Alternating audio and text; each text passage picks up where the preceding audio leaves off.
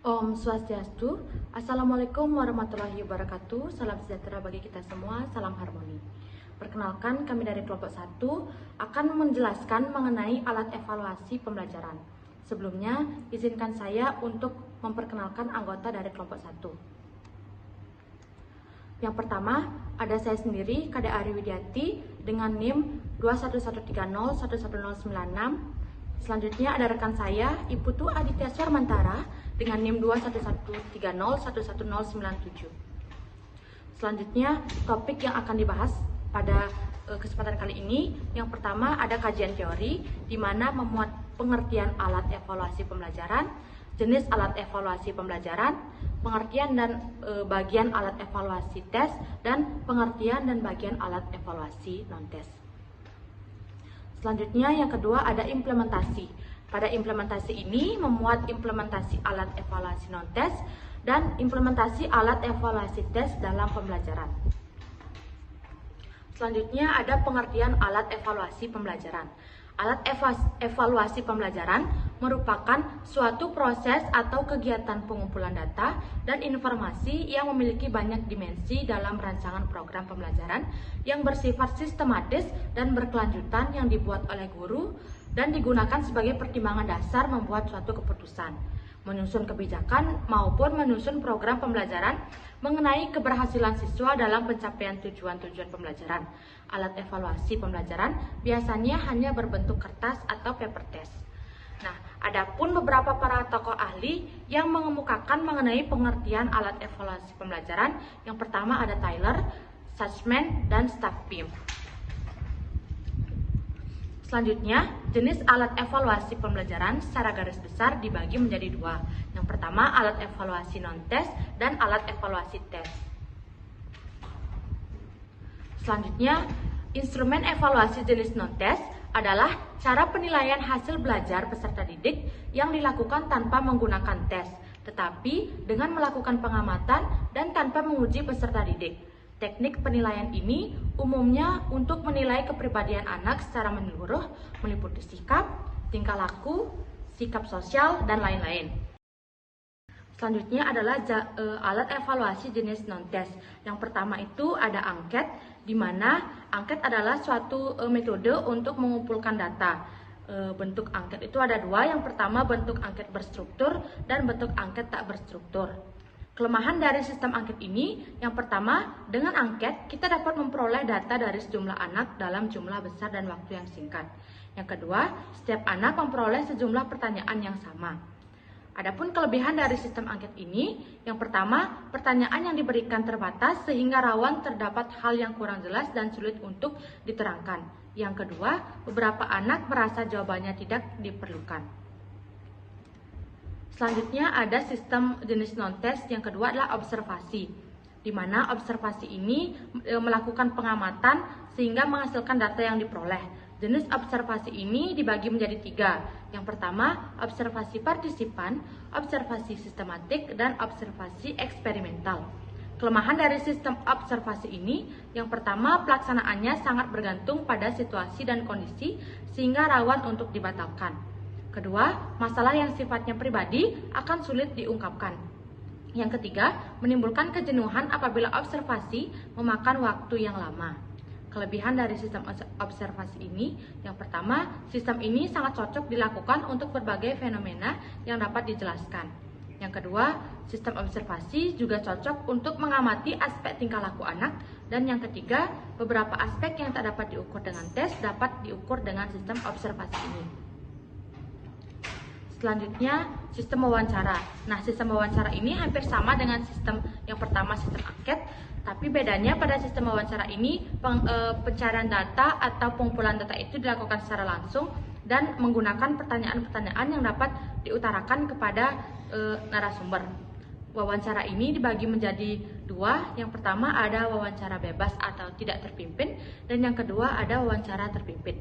Pada wawancara bebas atau tidak terpimpin ini, evaluator dapat menanyakan beberapa pertanyaan yang terkait kepada narasumber. Yang kedua, wawancara terpimpin ini, evaluator hanya bisa menanyakan pertanyaan yang sudah dibuat dan disepakati oleh narasumber. Selanjutnya, kelemahan dari sistem wawancara ini, yang pertama, memakan waktu cukup lama jika objek yang diwawancara dalam jumlah yang besar. Yang kedua, terkadang evaluator melenceng dari tujuan wawancara yang dapat membuat percakapan berlarut-larut tanpa arah. Selanjutnya, kelebihan dari sistem wawancara, dapat memperoleh informasi secara langsung, dapat memperbaiki proses dan hasil belajar, dan yang ketiga, pelaksanaannya lebih fleksibel, dinamis, dan personal. Selanjutnya adalah daftar cocok. Daftar cocok merupakan salah satu alat evaluasi di mana responden hanya perlu membubuhkan tanda cocok di tempat atau kolom yang sudah disediakan. Adapun kelemahan dari sistem daftar cocok ini, yang pertama, sistem ini tidak dapat menggambarkan secara mendetail keseluruhan terkait situasi atau kondisi. Yang kedua, dapat menimbulkan interpretasi yang salah terhadap item-item daftar cocok apabila evaluator melakukan kelalaian. Selanjutnya adalah kelebihan dari sistem daftar cocok. Yang pertama, sistem ini sangat sederhana untuk dilakukan. Yang kedua, tidak memerlukan biaya yang mahal. Dan yang ketiga, penilaian atau evaluator hanya membubuhkan pelatihan sederhana untuk menguasai teknik evaluasi ini. Selanjutnya adalah skala bertingkat. Skala bertingkat ini memiliki 4 tipe. Yang pertama ada numerical rating scale, yang kedua descriptive graphic rating scale, yang ketiga ada ranking method rating scale, dan yang keempat ada paired comprehension rating scale. Nah, pada skala bertingkat ini memiliki kelemahan di mana rentan terjadi kesalahan pada evaluator dalam membuat kesimpulan. Yang kedua, terkadang kriteria yang digunakan dalam penilaian cenderung inkonsisten dan tidak sama antara yang satu dengan yang lain. Adapun kelebihan dari skala bertingkat ini, yang pertama, penggunaan yang praktis dan mudah. Yang kedua, tidak memerlukan biaya yang mahal. Yang ketiga, pertanyaan bersifat sistematis. Yang keempat, memberikan suatu gambaran secara akurat dengan penilaian yang sudah terperinci. Selanjutnya adalah portofolio. Nah, dasar penilaian dari sistem portofolio ini memiliki 3 dasar penilaian. Yang pertama, sebagai prinsip penilaian proses dan akhir. Yang kedua, sebagai prinsip penilaian berkala dan berkelanjutan. Dan yang ketiga adalah prinsip penilaian yang adil. Nah, untuk jenis portofolio ini dibagi menjadi 2 jenis. Yang pertama ada portofolio untuk beberapa atau semua mata pelajaran. Yang kedua ada portofolio untuk 1 mata pelajaran. Selanjutnya, kelemahan dari sistem portofolio ini. Yang pertama, kelemahannya itu membutuhkan waktu yang relatif lama. Yang kedua, kriteria penilaian tidak baku dan berpotensi inkonsisten. Yang ketiga, memerlukan tempat penyimpanan yang memadai. Adapun kelebihan dari sistem portofolio ini, yang pertama itu hasil dapat dipertanggungjawabkan. Yang kedua, penilaian bersifat fleksibel dan dapat melibatkan orang tua sebagai sarana evaluasi ke depannya. Selanjutnya ada sistem riwayat hidup. Riwayat hidup ini merupakan salah satu alat evaluasi yang memberikan gambaran seseorang selama masa hidupnya secara ringkas dan tepat. Dalam daftar riwayat hidup biasanya memuat biodata diri, prestasi, keterampilan, ataupun kegiatan lainnya yang dapat menjadi nilai tambah. Adapun kelemahan dari sistem riwayat hidup, yang pertama rentan terjadi subjektivitas yang tinggi dari evaluator. Yang kedua, kriteria penilaian tidak baku dan berpotensi inkonsisten. Yang ketiga, memerlukan tempat penyimpanan yang memadai. Selanjutnya, kelebihan dari riwayat hidup ini mempermudah pengambilan kesimpulan yang mencakup kepribadian, kebiasaan, dan sikap objek yang dievaluasi. Yang kedua, informasi peserta didik yang diperoleh cukup lengkap dan menyangkut semasa hidupnya. Selanjutnya ada sistem sosiometri, di mana sosiometri ini merupakan alat yang tepat untuk menilai hubungan sosial dan tingkah laku dari murid-murid dalam suatu kelas yang meliputi struktur individu, susunan antar individu, dan arah hubungan sosial. Di mana kelemahan dari sistem sosiometri ini yaitu semua murid harus berpartisipasi dalam aktivitas kelompok. Jika tidak, evaluator akan mengalami kesulitan untuk mendudukan murid yang bersangkutan ke murid lainnya dalam sosiogram. Selanjutnya, kelebihan dari sistem sosiometri ini, itu teknik ini relatif sederhana, di mana dilaksanakan berdasarkan pada pilihan murid kepada kawannya dalam beberapa situasi kelompok ataupun aktivitas. Selanjutnya untuk materi mengenai alat evaluasi tes akan dilanjutkan oleh rekan saya. Sementara di sini saya akan menjelaskan terkait dengan jenis alat evaluasi bagian tes, di mana alat evaluasi jenis tes ini merupakan cara penilaian hasil belajar peserta didik yang dilakukan dengan menggunakan tes. Nah, jadi tes itu merupakan suatu alat prosedur yang sistematis dan objektif, di mana digunakan untuk memperoleh data-data atau keterangan yang diinginkan tentang seseorang dengan cara yang boleh dikatakan cepat dan tepat. Nah, dalam artian di sini adalah tes ini merupakan alat atau prosedur yang digunakan dalam bentuk tugas atau suruhan dan dapat pula berupa pertanyaan yang harus dijawab dan bersifat resmi karena banyak aturan. Nah, adapun bagian dari alat evaluasi jenis tes ini ada 3, yaitu tes tertulis atau written test, tes lisan atau oral test, dan tes kinerja atau performance test. Baik, di sini saya akan menjelaskan pertama terkait tes tertulis, di mana tes tertulis merupakan tes yang menuntut jawaban dari peserta didik dalam bentuk tulisan. Nah, di sini tes tertulis ini dapat dibagi menjadi 2, yaitu tes subjektif dan tes objektif. Nah, tes subjektif ini merupakan tes esai bisa dibilang, atau tes yang menuntut peserta didik untuk menjawab bersifat dari uraian-uraian kata, kalimat, dan lain-lain. Nah, ciri-ciri pertanyaan tes subjektif ini dalam ulangan yang sering kita temukan yaitu ada uraikan, jelaskan, mengapa, bagaimana, dan lain sebagainya. Nah, tes subjektif ini itu dibagi lagi menjadi 2, yaitu tes uraian bebas dan tes uraian terbatas. Jadi yang pertama ada tes uraian bebas, yaitu tes yang memberikan kebebasan kepada peserta didik untuk menguraikan gagasannya sesuai dengan gaya bahasa masing-masing dan bersifat fleksibel. Nah, di sini tes uraian bebas ini jelas untuk memberikan kebebasan, jadi jawabannya dalam bentuk kalimat panjang ataupun pendek tidak masalah. Nah, untuk yang kedua ada tes uraian terbatas, di mana tes ini memberikan sebuah batasan atau clue bisa atau rambu-rambu bisa kepada peserta didik untuk menjawab soal tes, di mana formatnya biasanya adalah isian tingkat atau melengkapi. Jadi ada titik-titik kecil di mana kita mengisiannya dengan 1 atau 2 kata saja. Nah, kemudian ada tes objektif, di mana tes objektif ini merupakan tes yang mengandung kemungkinan jawaban atau respon yang harus dipilih peserta didik. Ini artinya jawaban-jawaban telah disediakan oleh penyusun dan kita tinggal memilih mana jawaban yang paling tepat. Nah, tes objektif ini dibagi lagi menjadi 3, yaitu ada pertama tipe benar salah, yang kedua tipe menjodohkan, dan yang ketiga adalah tipe pilihan ganda. Nah, di sini tes tertulis ini secara umum ada kelemahan dan kelebihannya. Jadi yang pertama kelebihannya yaitu yang pertama dapat mengukur kemampuan sejumlah siswa dalam tempat yang terpisah dan dalam waktu yang sama, di mana semua siswa mendapatkan soal yang sama biasanya. Yang kedua, dalam tes tertulis peserta didik relatif lebih bebas untuk menjawab soal. Yang ketiga, objektivitas hasil penilaian dapat lebih dipertanggungjawabkan. Nah, namun di sini kelemahan tes tertulis yaitu yang pertama tidak kurang cocok untuk mengukur psikomotorik atau afektif dari peserta didik. Yang kedua, rentan terjadi kecurangan sehingga hasil tes mungkin akan sedikit meragukan. Dan yang terakhir adalah apabila tidak menggunakan bahasa yang tegas dan lugas akan mengandung pengertian ganda sehingga terdapat asumsi bahwa soal itu sedikit keliru dan lain sebagainya.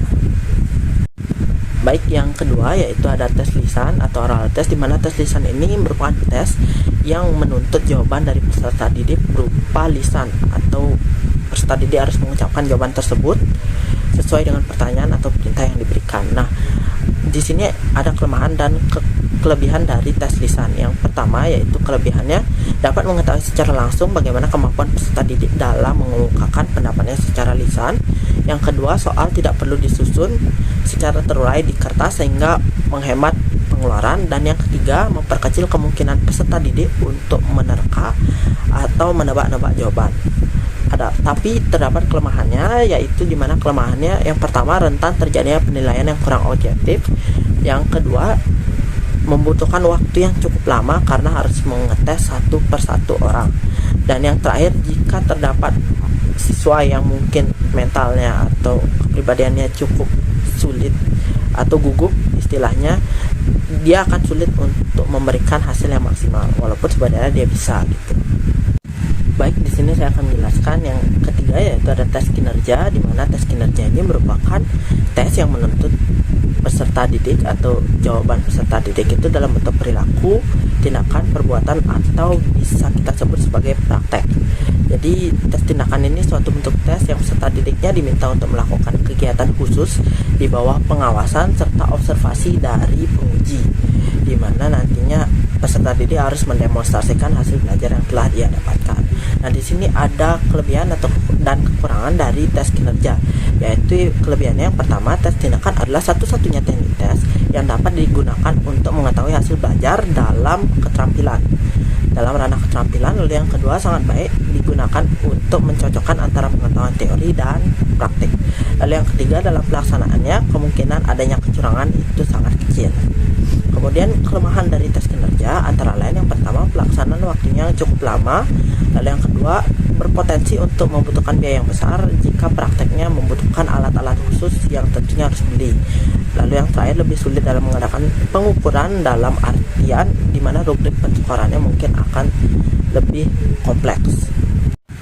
Baik, kemudian di sini saya akan menjelaskan terkait dengan implementasi jenis alat evaluasi, baik itu non-tes maupun tes. Yang pertama, implementasi alat evaluasi jenis non-tes. Yang pertama dimulai dari implementasi angket, di mana pada gambar sudah terlihat bahwa terdapat angket motivasi siswa terhadap pembelajaran matematika. Di sana sudah diberikan pernyataan atau soal dan diberikan juga alternatif jawaban. Jadi ini termasuk dari angket yang berstruktur dengan tipe jawaban yang tertutup. Misalnya sudah kita tinggal isi aja, apakah itu STS, TS, R, SSS sesuai dengan pilihan kita. Kemudian implementasi observasi, di mana di sini sudah terlihat jurnal observasi penilaian sikap. Jadi ada sikap yang jadi fokus penilaian sesuai dengan yang digambar.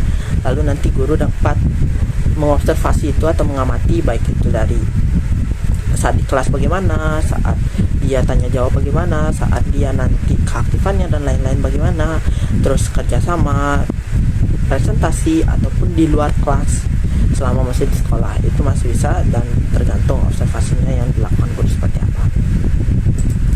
Kemudian yang ketiga dari implementasi wawancara, di mana implementasi wawancara ini bisa menggunakan transkrip dari wawancara. Jadi kita siapkan transkrip dan kita berikan kepada si peserta didik, di mana transkrip wawancara ini cukup hampir sama dengan angket, cuma wawancara ini lebih ke arah lisan. Jadi di sini sudah disediakan pertanyaan dan kita lemparkan kepada peserta didik dan mereka menjawab secara lisan. Kemudian yang keempat ada implementasi daftar cocok atau checklist, di mana checklist ini terlihat bahwa di sana terdapat checklist uji percaya diri terutama untuk presentasi.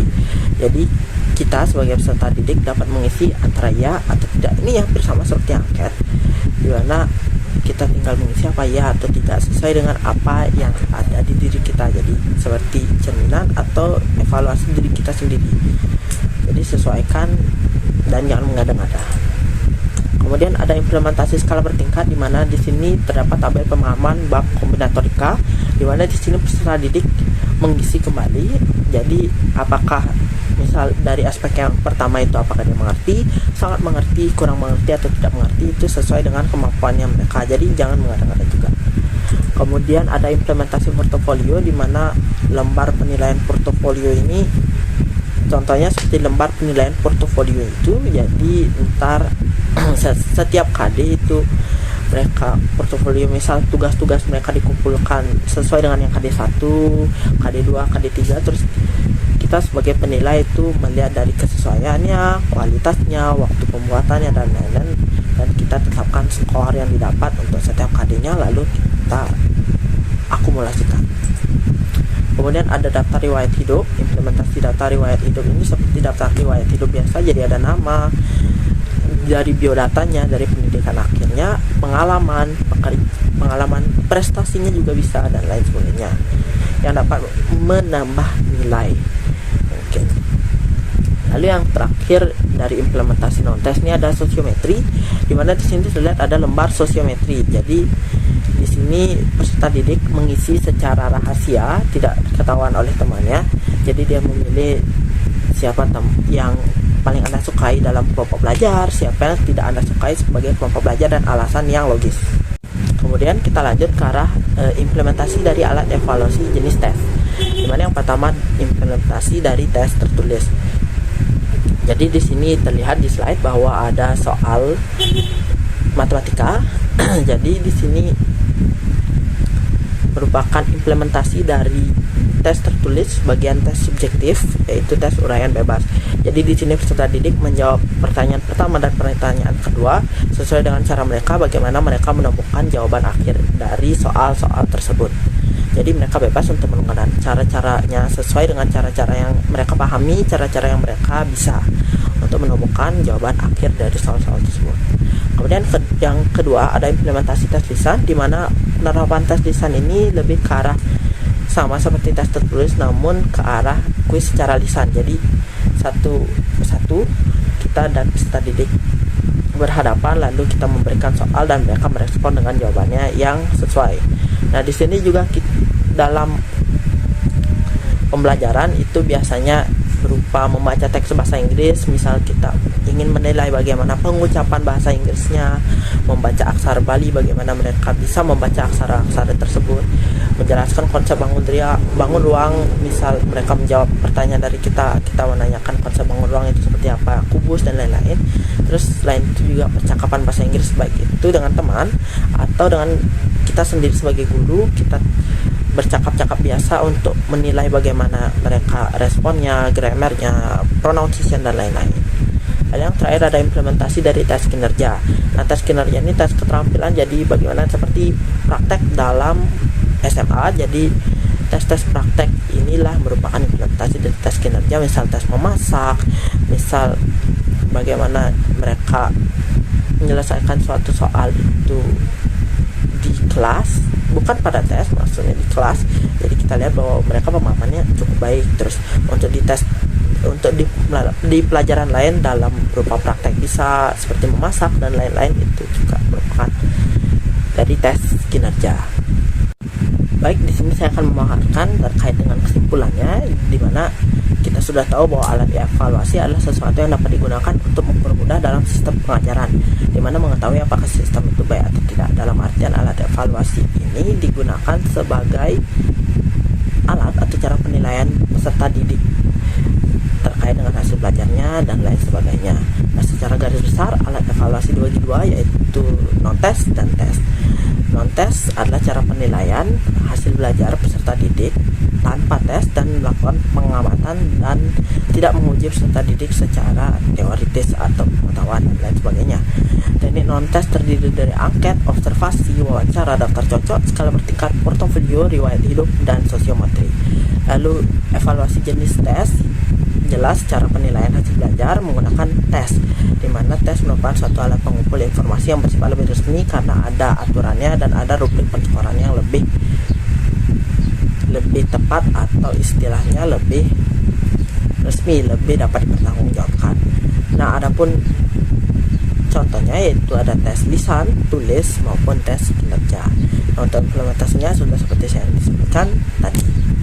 Baik, sekian pemaparan materi dari kelompok 1 mengenai alat evaluasi pembelajaran. Mohon maaf apabila terdapat kesalahan kata dalam pengungkapan materi. Saya ucapkan terima kasih.